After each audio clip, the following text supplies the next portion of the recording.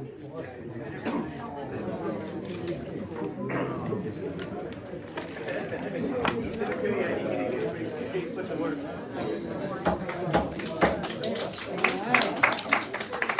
everybody.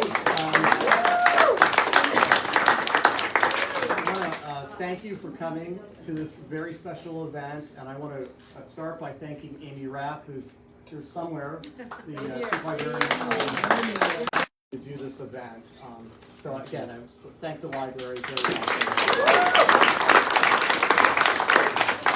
So I'm not from Boston, but in Smahtguy, the life and times of Barney Frank, one of America's first out members of Congress and a gay and civil rights crusader for an era, is confirmed as a hero of our age. But more than a biography of an indispensable LGBTQ pioneer, this funny, beautifully rendered, warts and all graphic account reveals the down and dirty inner workings of Boston and DC politics. And as Barney Frank's longtime staff counsel and press secretary, Eric Orner, lends his firsthand perspective to this extraordinary work of history, paying tribute to the mighty striving of committed liberals to defend ordinary Americans from an assault on their shared democracy. Well, of course, we all know this gentleman is an icon who's done so much for so many people in this country and abroad on this planet. It's amazing to have him here. Eric, of course, is an acclaimed cartoonist of one of the country's most popular and longest running gay comic strips, The Mostly Unfabulous Social Life of Ethan Green.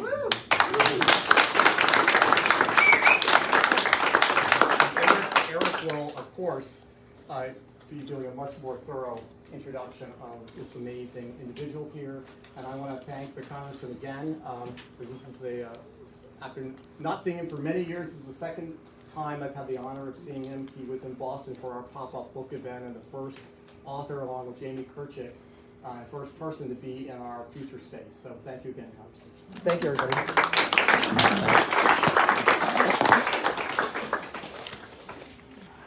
Well, thank you so much, Jeff. Amy, I'm grateful, and it's wonderful to have Barney with me because he's really the star of this show. It is so nice to see you all, and I couldn't be more appreciative that you've come. Okay. Yeah. Thanks. Rather than introducing Barney, I'm going to introduce him by. We do have. I did bring our speaker and mic. Do you guys think? Yeah. Okay. Okay. So let's. In the back. Yeah. And the walls will block some of the sound. Okay. I'll get it right. You're doing Barney. Okay. So, I know it's a little cliche for a gay guy to say that he considers Ptown a second home, and I imagine longtime residents and natives rolling their eyes when they hear a visitor like me say something like that. But it's how I felt about this place for over 30 years, since the first time I set foot here. Brought by a temporary boyfriend who thought I was insufficiently gay acculturated, and wanted to spend the weekend working on that character defect. So as it turns out, mission accomplished. Though by the end of that weekend, we were well on our way to no longer being boyfriends because I like to be in charge of my own character defects. Anyway, like most cartoonists, I'm a bit of a skeptic, and despite that, first time I set foot in this place, I fell in love with it. Though that never prevented me from making fun of it, which I've pretty much been doing ever since. That's Tim over there, one of the Hat Sisters. We miss John Michael, who's right here. Thank you all. And believe me, we're getting to Barney. This is just the opener. Anyway.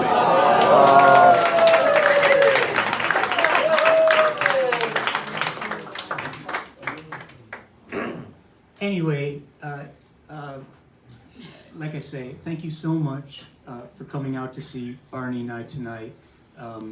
It couldn't be nicer to be here. When you haven't, sorry, I don't want to stand in front of Barney. When you have a new book come out, you get a little bit of attention if you're lucky, and people ask, well, why did you write this book? And when I was writing this book in 2018, 2019, 2020, the answer to that question was becoming more and more apparent. At a time when politics, Congress, our democracy itself is in such disrepute, I wanted to tell a story about politics that I thought worked.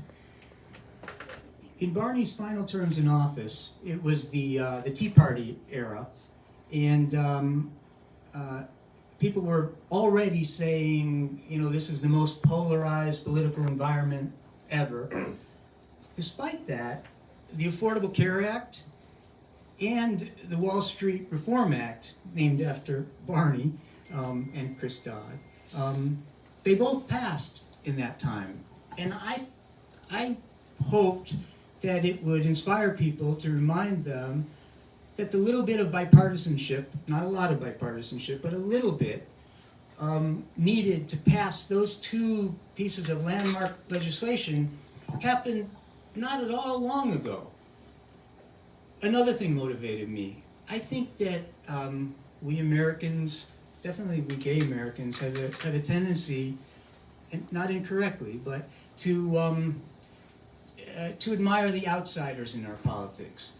Activists who agitated, protest, marched for social change. You know, think Rosa Parks, Cesar Chavez, Frank Kameny, Sylvia Rivera, Harvey Milk, depending on how you think of it. But I wanted to tell a story about somebody whose efforts were from the inside. Somebody doing the frustrating, unglamorous, often demeaned work of legislating to advance American society in a positive way. Ways like voting rights for African Americans. So sorry. No worries. No, I'm glad it's you now. Marital, employment rights, marital rights, human rights for LGBT Americans, but also affordable housing, accessible health care, home heating oil assistance. Stuff that involves bills and hearings and parliamentary procedure of the kind that is not on its face of it as dramatic or interesting as violence at a civil rights rally or candlelight vigils after a hero has been assassinated. But stuff that I thought might make a good story even so. And finally, I just think Barney's story is really compelling. He's was obviously very effective. His struggles are both instructive and I think gripping. He's funny. He was always funny. And his rise through Boston politics to power as a very powerful congressional chairman always struck me as a little unlikely. He has so played against type for most of our idea of a typical glad-handing, toothy grin, talking out of 9 different sides of their mouth politician. And I wanted to show people that. And I'm going to show you in a minute. But before I do, I should say that Smahtguy is about the rough and tumble of politics. And it was important to me not to clean that up too much. I wanted to offer up to you what this world sounds like, as well as looks like, refracted through my cartoony prism. And so there's some very unvarnished language about people, issues, race, sex, that my publisher thinks it's important I warn you about beforehand. So that you can, I don't know, walk out in a huff right now, or I usually say grip the arms of your chairs disapprovingly, but you've got no arms. So anyway, trigger warning duly rendered. Why don't I read to you a few chapters from Smahtguy, and then I think I know Barney and me would be happy to answer any questions that you have. So.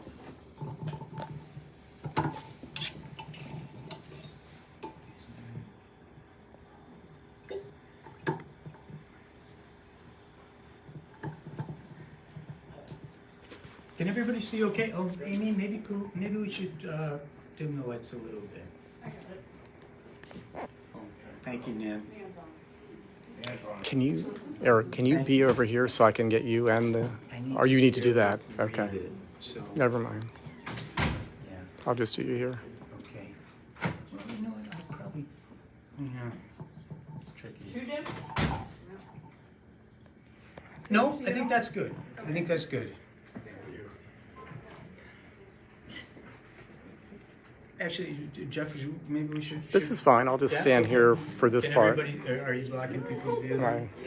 Okay, can you go over there then? Yeah. Okay. Sorry, we'll figure this out. Let me, see, I need to be able to advance the keys. Okay. So. Or you can. And that's, I can work it all. Yeah. Okay. Is that okay? Yeah, that'll work. Oh, no, yeah. Yeah, I mean, we're gonna just. have to go back to our Yeah. original plan. And I can. Just go ahead. I'll swing back and forth between the screen and Sorry you. about the logistics. There's always issues like this, and I don't have the brains to figure it out beforehand. 1974, Ferrer shakes. It's a racist goddamn town, Barney. You know as well as I. You've got a single goddamn black guy, Catholic, of course, who's the only one you people have been willing to appoint to a board or a commission for like 30 years. You people, what the fuck, Kay? You know how hard Kevin worked. Shit, how hard I worked to appoint. I should break for 1 second. I've spent 20 some odd years in and out of Barney's employ, and I admit to having mimicked him on occasion. Not usually with him sitting right in front of me. No, this is not the first time we've done this, so he's getting used to it. Apologies.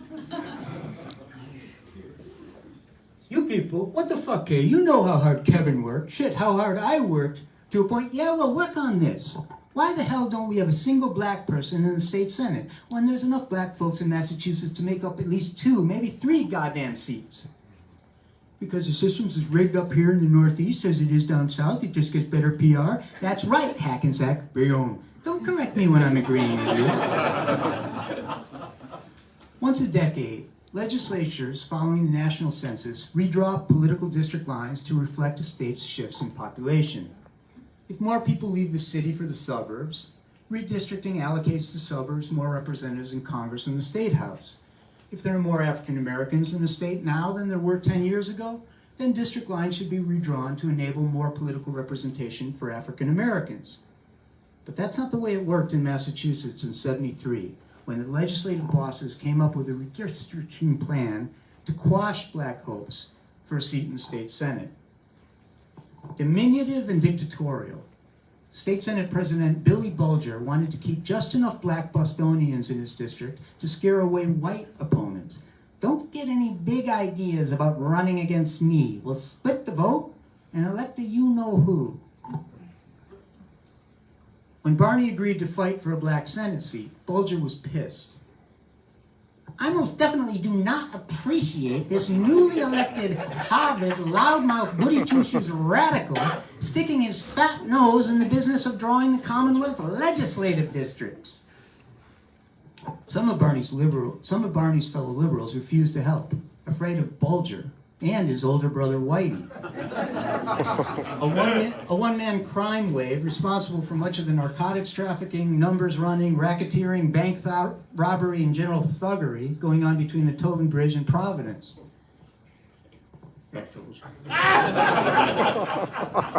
These district lines are drawn to maintain neighborhood cohesion for the benefit of all Bay Staters. These district lines, Mr. Speaker, have as much cohesion as the Austro-Hungarian Empire.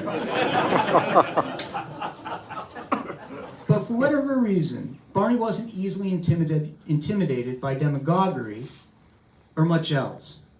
Should we call the cops? Might have been them who sent it. When Bulger's boys rammed through a bill excluding more black representation from the state Senate, it was vetoed by the fair-minded Republican governor at the time. Incensed, the bosses appealed to party loyalty and demanded that all Democrats vote to override the GOP governor's veto.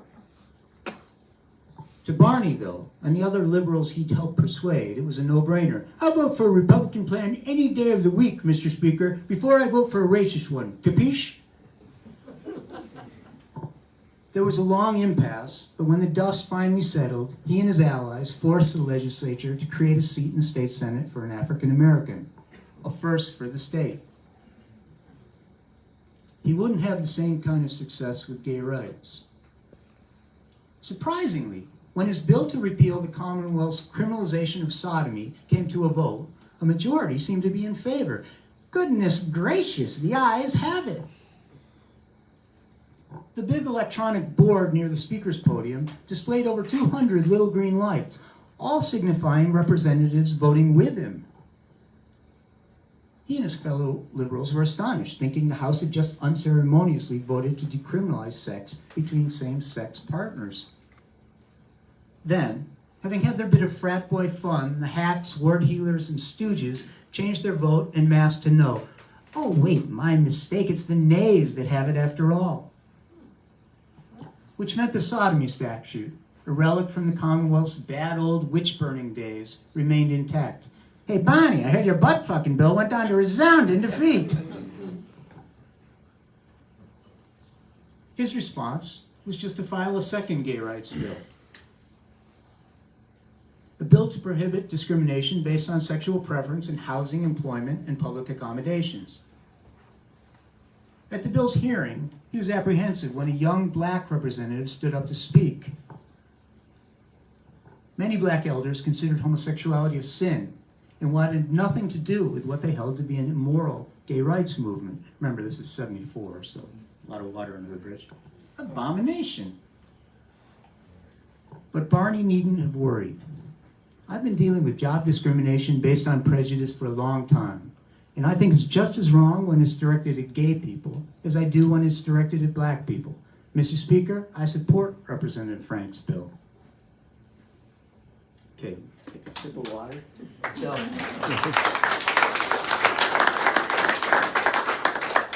thank you. So now we're skipping, because we're in Massachusetts, I'm giving a pretty heavy Massachusetts political sections of the book. There are sections about Barney's personal life, there are sections about Washington, but to me, I'm in home and I want to talk about Massachusetts today, so that's what we're doing. 1978, go-to guy. Barney worked to permit prostitution within an area downtown referred to by everyone, from sex workers to blue bloods, as the combat zone. And to legalize at least some gambling.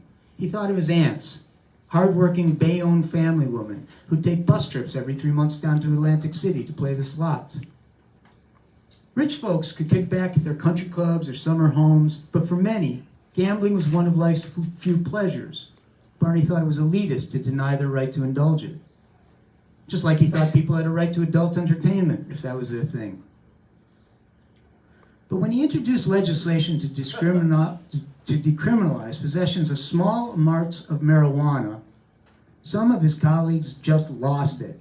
Mr. Speaker, if it's not prostitution, if it's not fornication, if it's not support for the rights of the homos, then it's legalizing dope. When, in the name of all that is holy as a gentleman from Back Bay, going to stop? When? But Barney was never at a loss for words on the floor. Mr. Speaker, it's true that I've introduced bills related to pornography, gambling, prostitution, adultery, homosexuality, and now marijuana. But I will make this commitment to my colleague. I'll keep trying until I find something that he likes to do.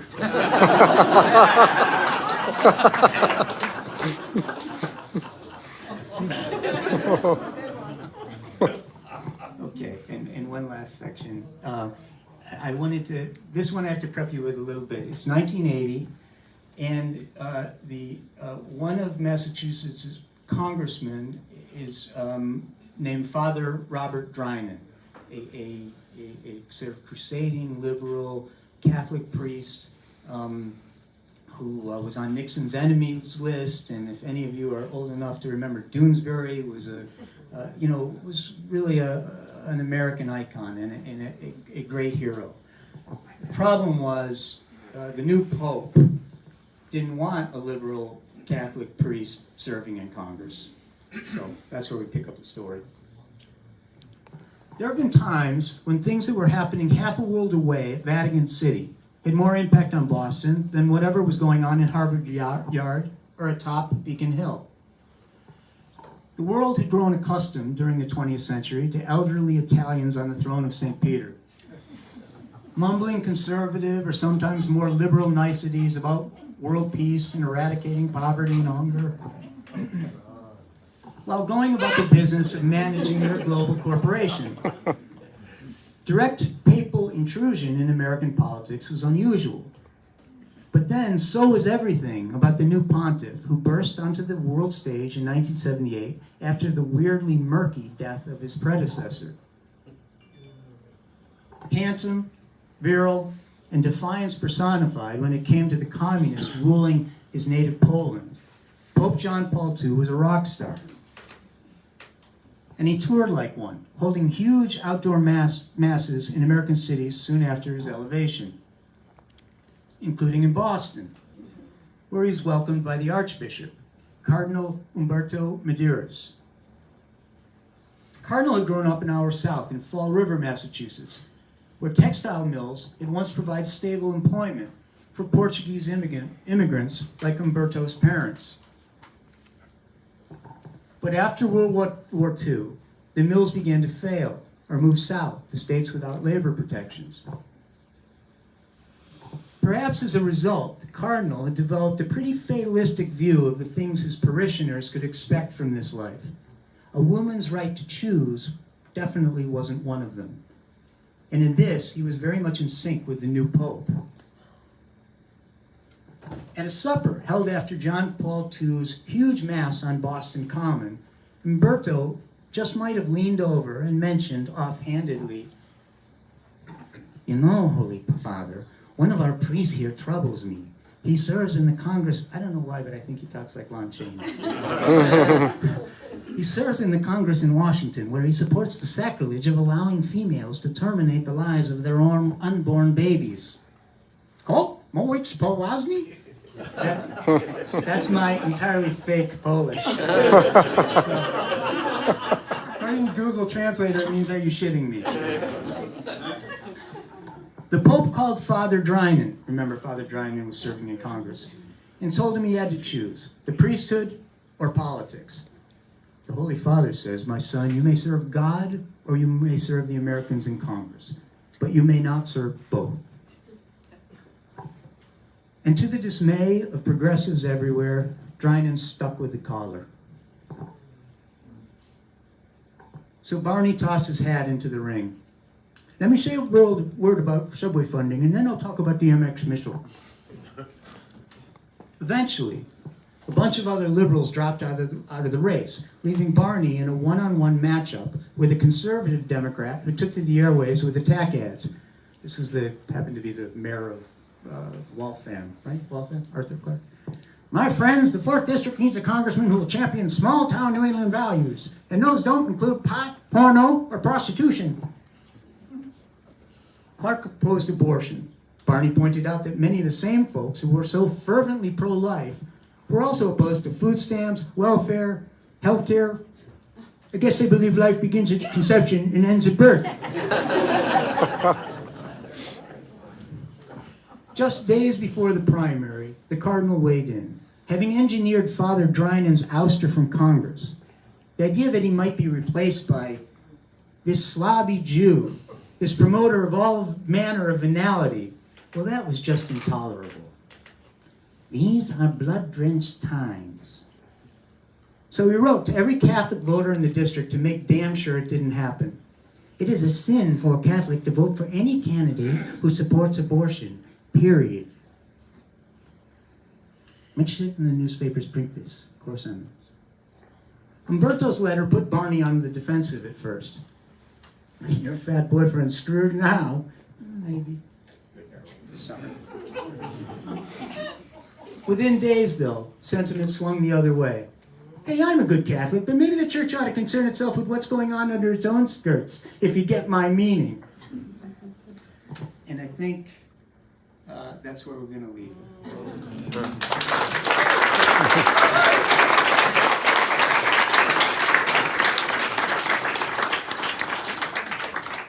He did win that election, 1980.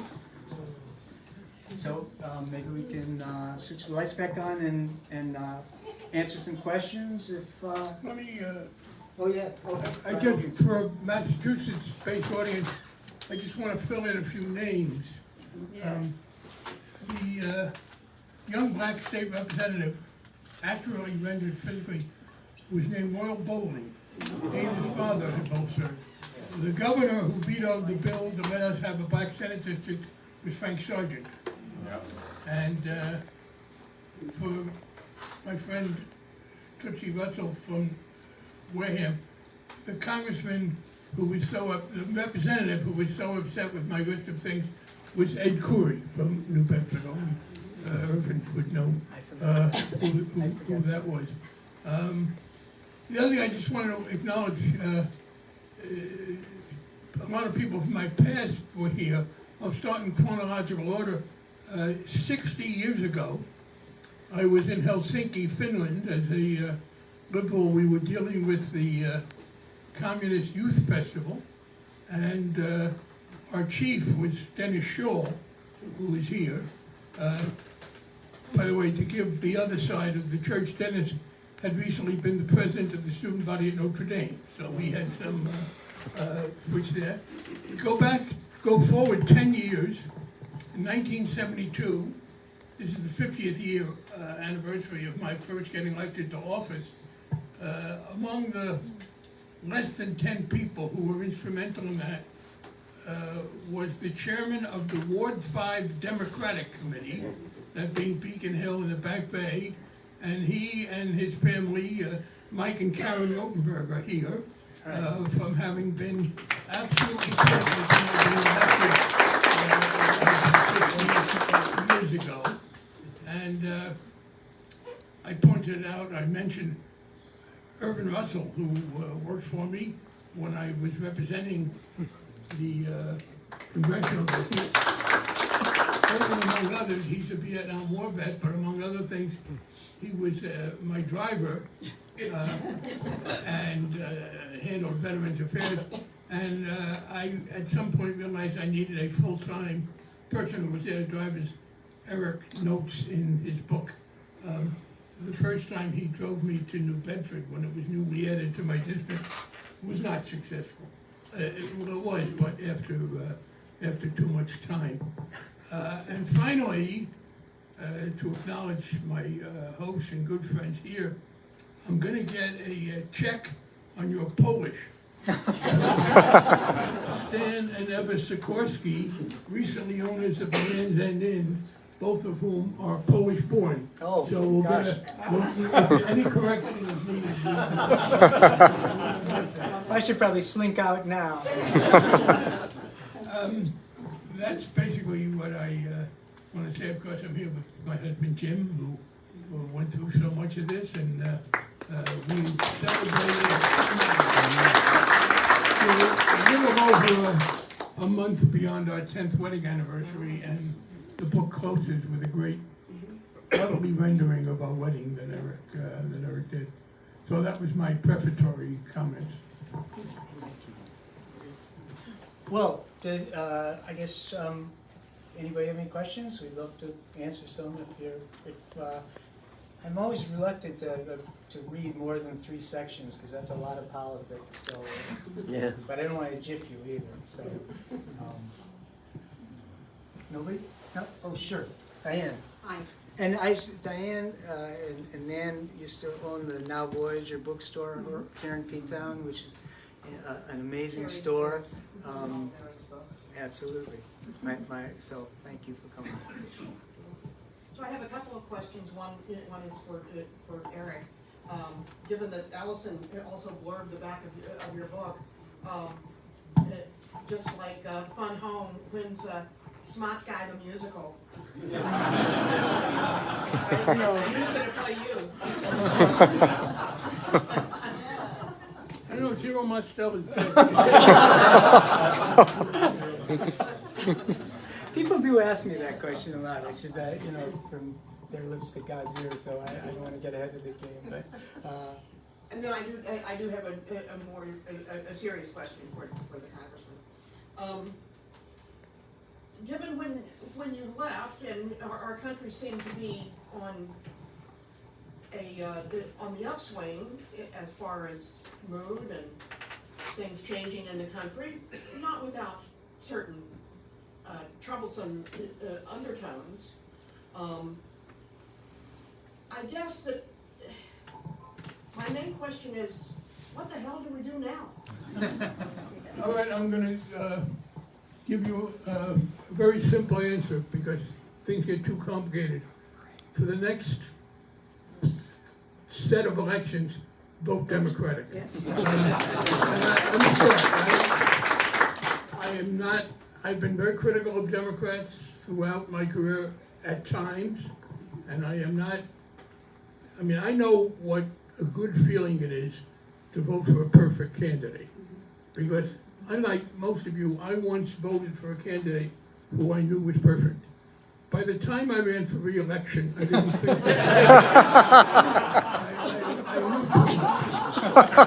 But I followed my maxim that I inherited or adopted from a great 20th century philosopher named Henny Youngman, who was the one-line comic who made jokes as was common then about mothers-in-law and wives, etc.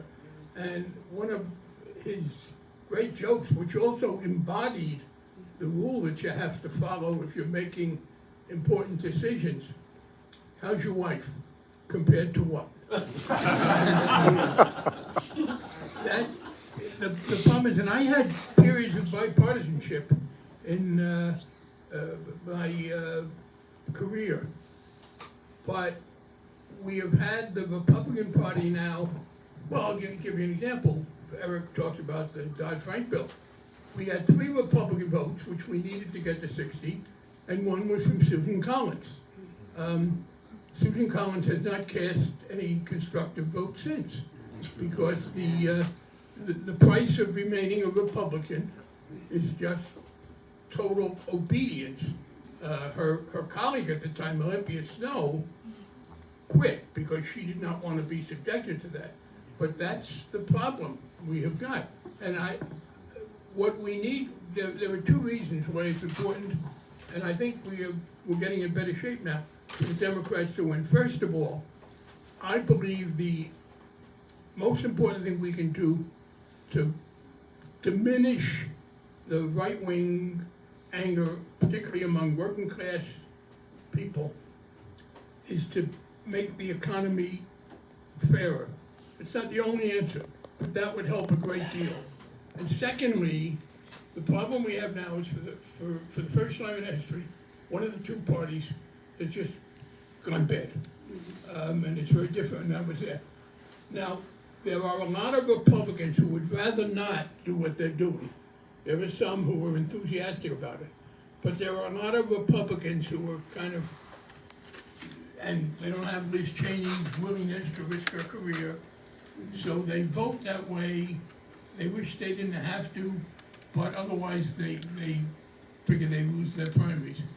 We have to make them more afraid of losing their final election than their primaries. it is not until Republicans pay a price for this allegiance to this terrible agenda that will free up the Republican Party to be a reasonable party again. So, and I think we're on the verge of doing that. They made a terrible mistake with their abortion decision.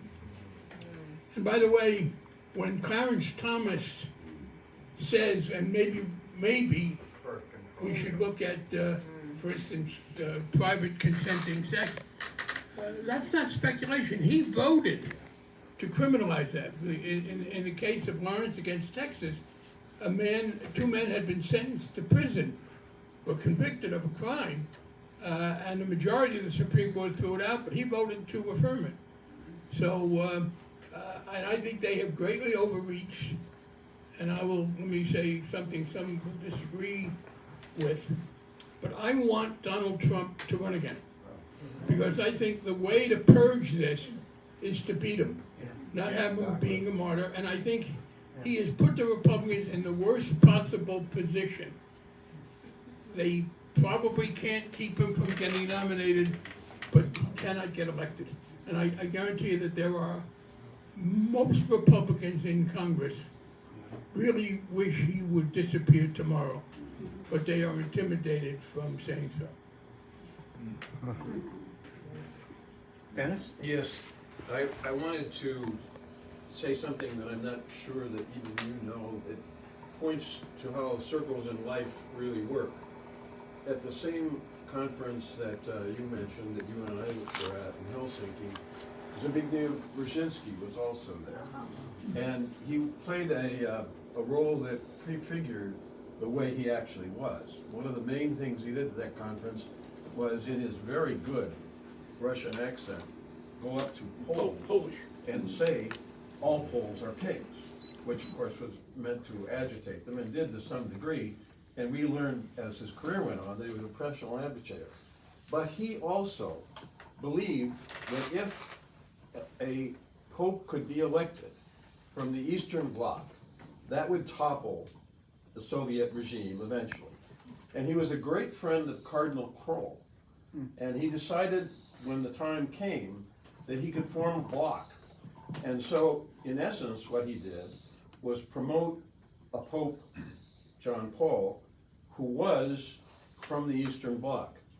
And of course, no one could have known that in doing so, he was also promoting your career. But I think he deserves credit on both accounts. And there's just one other thing I would say, and it is never said of you often enough. You were a marvelous person to work for. Not just because it meant something to carry out the work that you were doing and to be a part of it, but because you were so humane in the way you dealt with things. Not necessarily you could be fired up and irritated on an everyday basis, but if any of your employees had a problem, ranging from their need for time off to their bereavements to childbirth or whatever, you were the best possible employer. And it doesn't necessarily accord with your public image, but I think it is an aspect of your personality that is really important to note. Thank you, Dennis.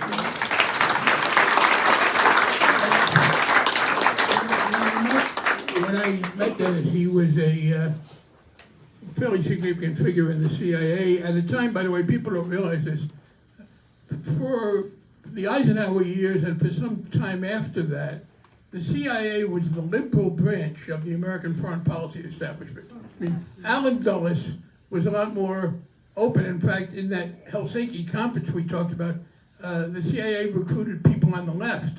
Among them was Gloria Steinem, by the way, who subsequently has tried to deny that, but she was there.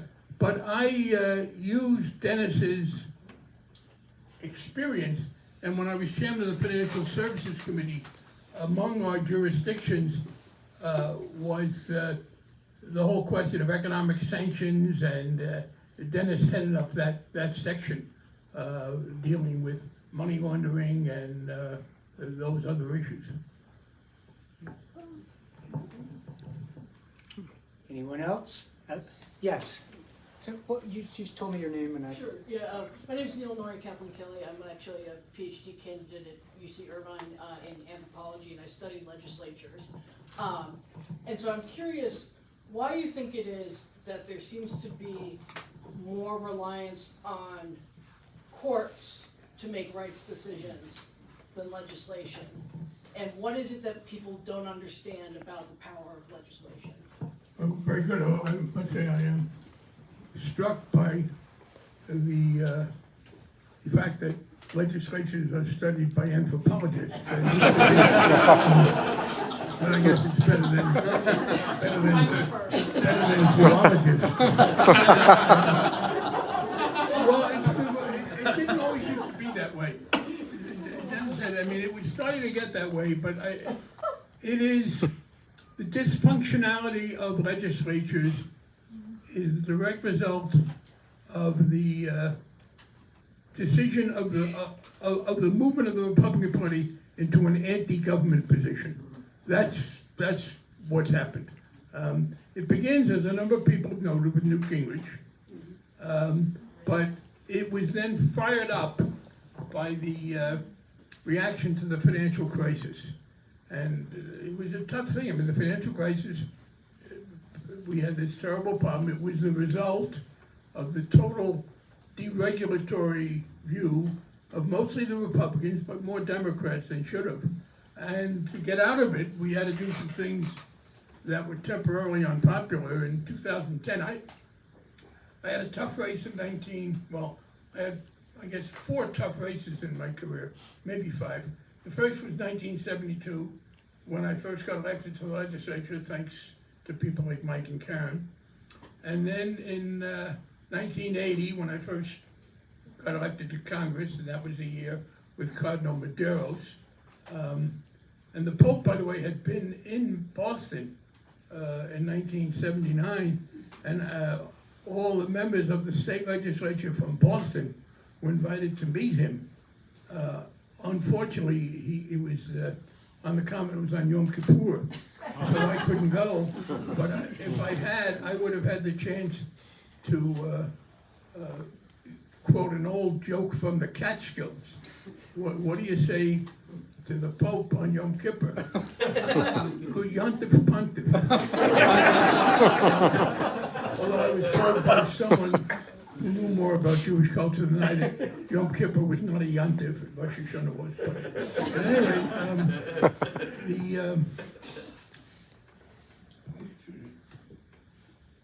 I forgot where it was. Yeah, 1982, you're about to say 82. That was my, right, and that was a tough campaign. And then the next tough campaign I had was 2010, because of the need to deal with the financial crisis. And the programs we put forward then, and I believe very strongly, for instance, the TARP, as it was called, was one of the most highly successful, highly unpopular things that was ever done. I actually had a bumper sticker. I only made up one copy, was afraid it might get out. One of the problems politically is you never get credit for disaster averted. It just doesn't work. And so I had a bumper sticker just for my own comfort that I was look at in 2010 that said, things would have sucked worse without me. Which is often your justification, but not one that you can use.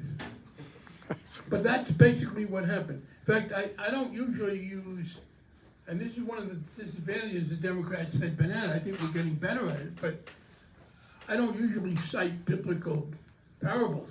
But there is one that I think is descriptive, and it's King Solomon.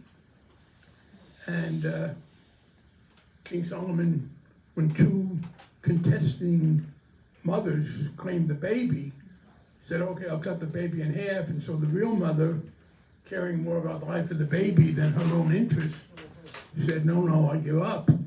And that's how he decided who the real mother was. Well, government's the baby, and the Democrats are the real mother, and the Republicans are the other claimant. and they're perfectly prepared to let the baby be cut in half. And that's why, for a while, until we kind of figured it out, the Democrats would give in because they threatened the chaos. But there still isn't, you've seen this now.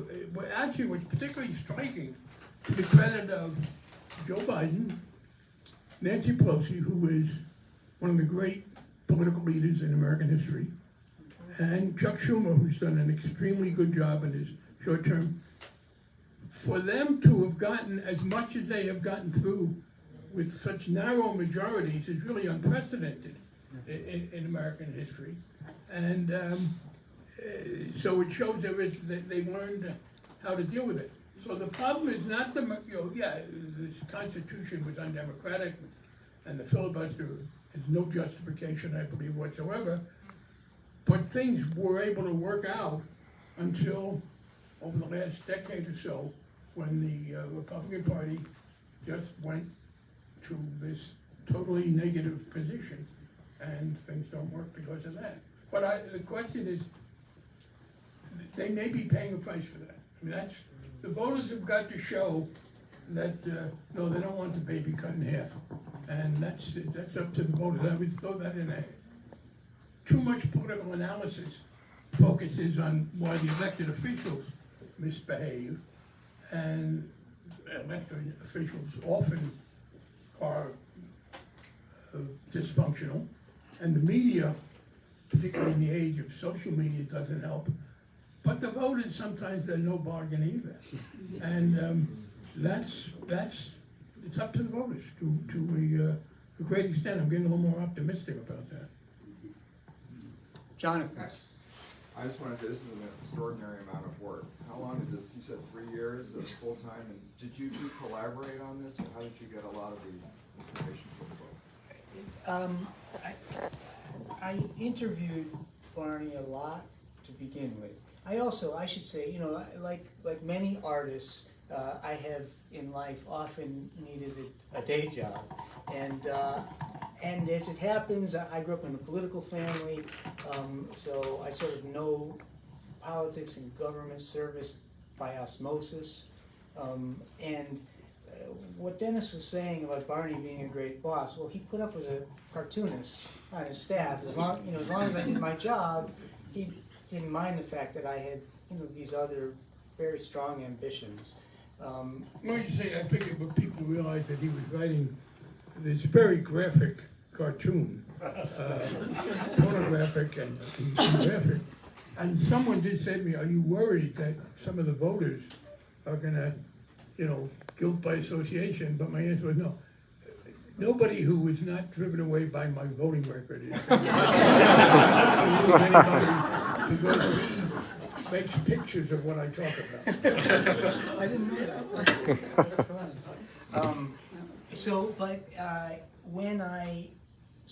So because of that, because I have at 3 different points in life have been in Barney's employ, I was around some of this. I'm also, oddly, my mother's family is from Fall River, and we mentioned very quickly like a very tough race in 1982 against a congresswoman from Massachusetts named Margaret Heckler. That race centered on Fall River, so I've been on the periphery, just oddly, of the things that he does for a long time. I brought that to the making of the book. Then once I decided to do it, we sat down and talked a lot. And then basically I didn't want to answer the phone for the next 3 years because, I'm drawing it. I'm not just writing it. So, the last thing in the world you want to do, and this happened to me once, a staffer said, did you hear, what about the time that, that he made Andrei Sakharov's mom mad, or weird stuff like that you thought, like, I don't want to hear any of that now. The book is locked. I would still be drawing it. Yeah. But I don't know what the question was, but I also, just the sheer physical effort of 20,000 panels, whatever. How much, describe that work product. I think that's, for many of us, that's... Well, My partner is sitting right there. That's Blake, and he could How long 3 years have you been? I like to draw, so and it's how I express myself. So I'm gonna draw anyway. I figured, this time, I had a big publisher paying me for it. So, but there is one funny story though. When you're drawing, and a lot of cartoonists talk about this. My stuff isn't that cartoony. So I like to draw the scene. And to draw a scene, you need to know what it looks like. If you're drawing the inside of Ptown's library, you need to know that there's, a giant ship upstairs. And the beginning of Barney's career in Boston he was essentially the chief of staff for the mayor of Boston, in City Hall, Government Center. And the web has, that meant a lot of, like I alluded to in my opener, I wanted to draw the nitty-gritty of politics. That goes on in conference rooms and hearing rooms and corridors, and I didn't know what the inside of Boston City Hall looks like. And there's 10,000 pictures of it on the web, and they're all from the outside. You don't know what the mayor's anteroom looks like. And so I had to make it up, and that's a long process too. You look at a lot of architecture and interior design, and you decide what it looks like, and then you live with it, even though you're not very happy with it. And that's what I did for the first I'm talking about the first 30 pages of the book. 6 weeks after I packaged the thing up, well, I didn't actually package it up because it's now you press the button. 6 weeks after I sent it to the publisher, it was done. And also, after I had packaged it up and sent it to Barney, gripping, because he hadn't seen it, and he came back with, I think, 27 specific corrections, which I made.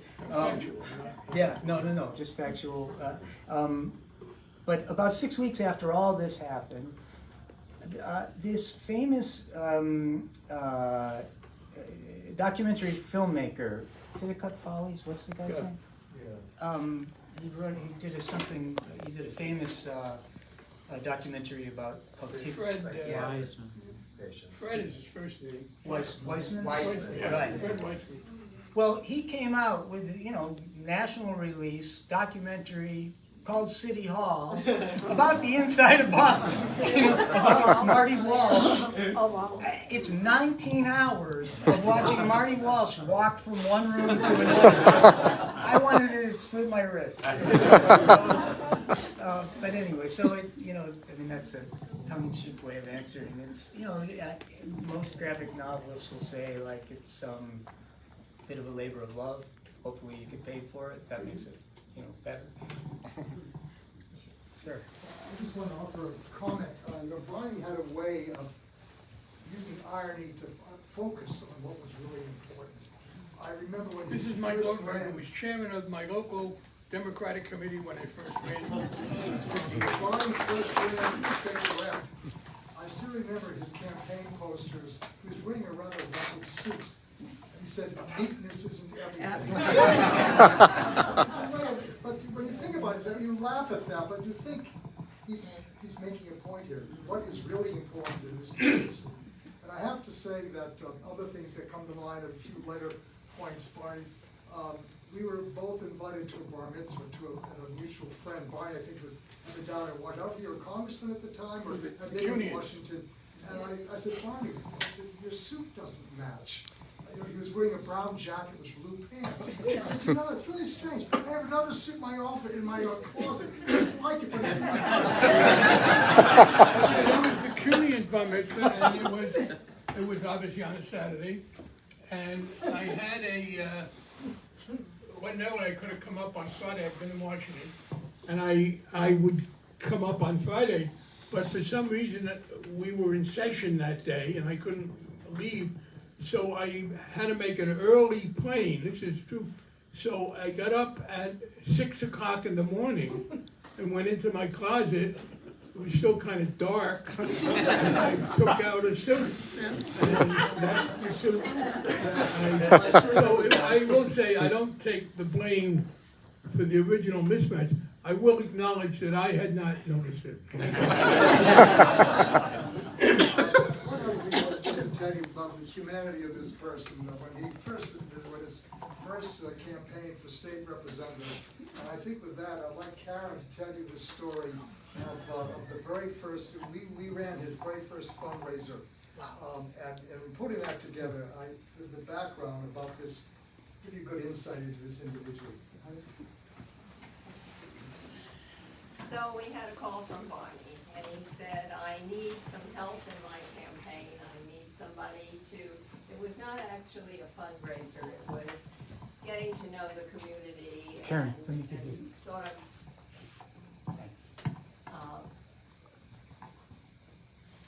getting them together at a house, we were at a house. On Upper So, Chestnut Street on Beacon Hill. I said, Barney, when would you like this held? And he gave me the date. And I said, Barney, that is not a good date. It was a Friday in July at 6 o'clock. I said, nobody will come to a gathering, particularly a political gathering, on a Friday night in the middle of the summer. He said, don't worry about it. We'll have people. Well, unfortunately, I was right. And 6 people turned up. However, Barney treated those 6 people as if there were 600 in the room. And it told me immediately, this man is gonna win, because he takes everybody seriously. And that was my favorite party.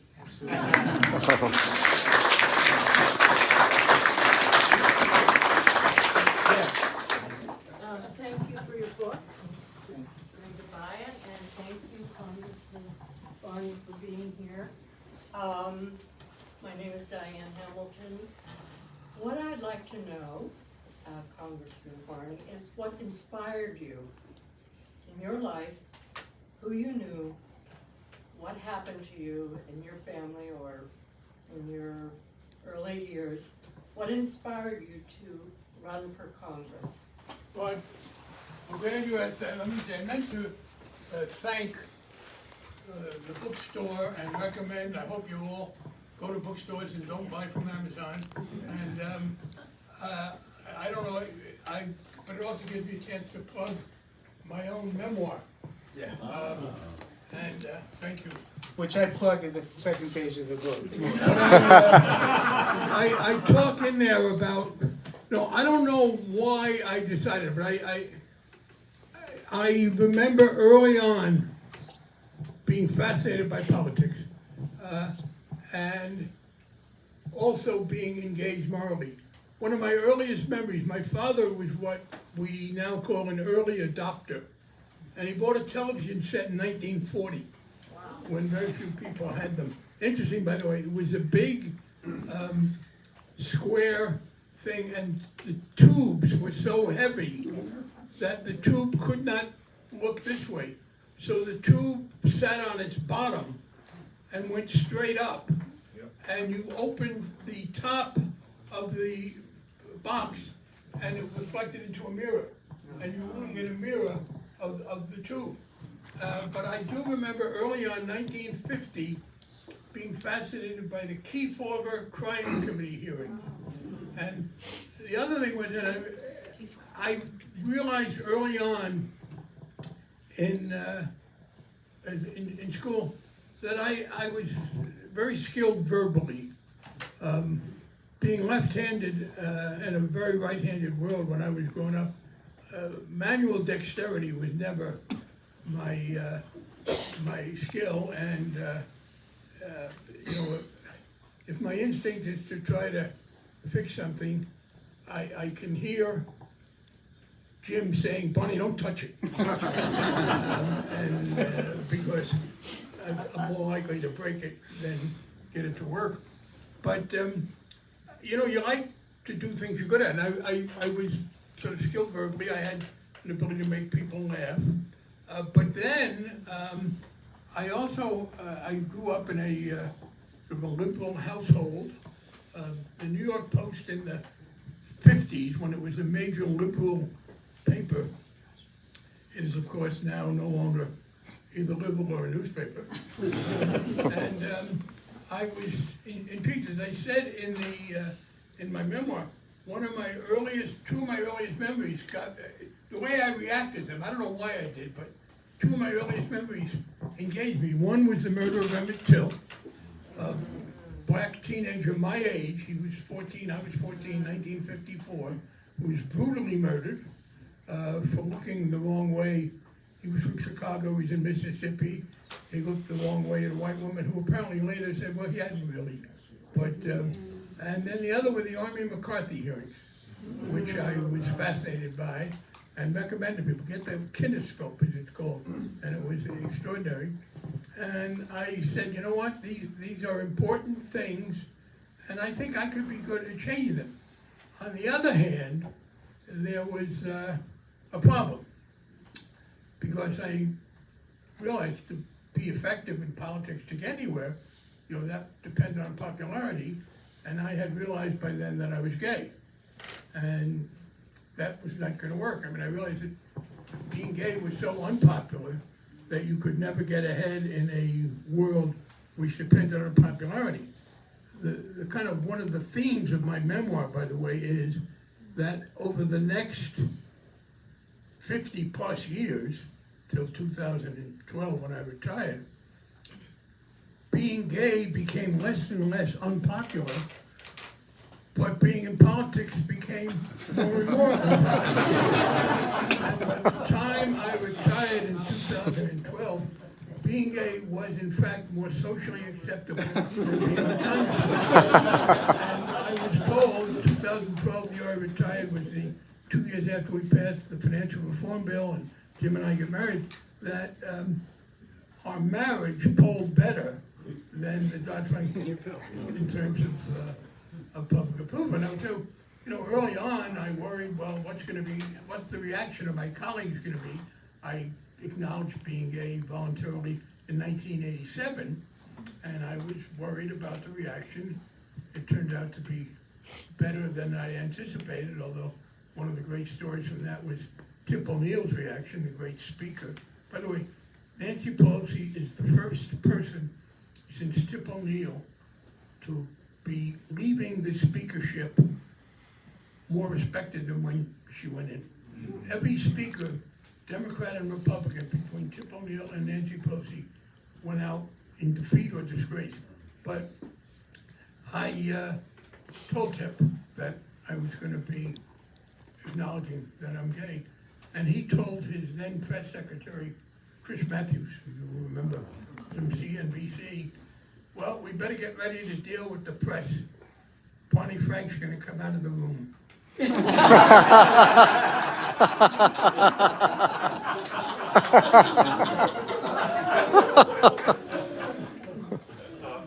Barney, I was wondering if you could offer your own conjecture about Mayor Pete and his future as a leader in our country. Oh,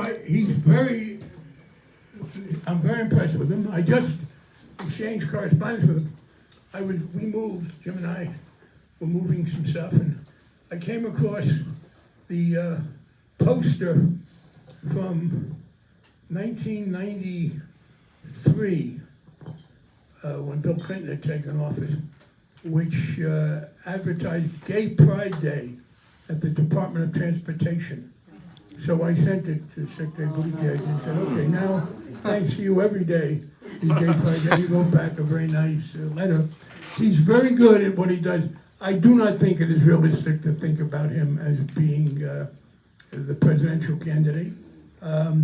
But he has clearly expanded the horizon. The fact that he did so well, and you know, here's the deal.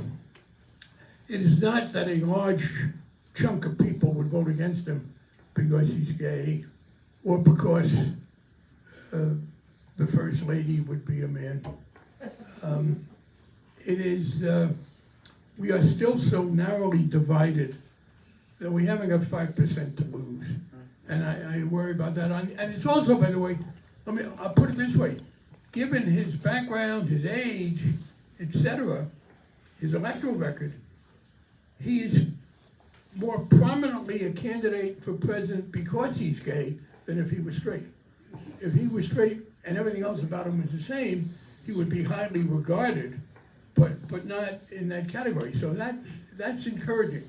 And yeah, I think we're getting closer to the point where someone could win the presidency. But I think his role is, he has this problem though, and that, you know, to go from being the mayor of a fairly small town to the presidency is kind of tough. He does not have a chance, and this is his obstacle. American politics is very geographically based. If this were England, he'd be in better shape. Because in England, if you were talented, you could run for parliament anywhere. There was no residency requirement even as a norm in England. But in America, it's kind of hard to jump. And it is, you know, things haven't changed that, well, maybe they got a little worse since Dennis was at Notre Dame, but there's no chance in the foreseeable future of him getting elected either to governor or senator. And that's kind of a prerequisite. So the question will be he's very promising and very talented. And the question will be, what will his next step be? Having said that, he does have one great opportunity. One of the promising things for the future is, and I think for the 24 election, is the implementation of the infrastructure bill, which was a major accomplishment that people tried to get. And it's the biggest thing since Eisenhower interstate highways, and it's much more popular than a lot of other government programs. So he has the opportunity to very skillfully administer that, as I think he will, and greatly increase his profile. But his problem is, I think it's too soon for the presidency, and it's hard to think of what the next step would be, given the difficulty of trying to win as a liberal Democrat in Indiana. I'm looking at the clock. Yeah, We should probably, just to leave a little time to sign any books if anybody wants to, but we're grateful to you for coming. Thank you. We both have, I gotta leave in about 15 or 20 minutes, but I can sign, and Eric can sign, you want to buy a book and get signed. Thank you. Thank you again.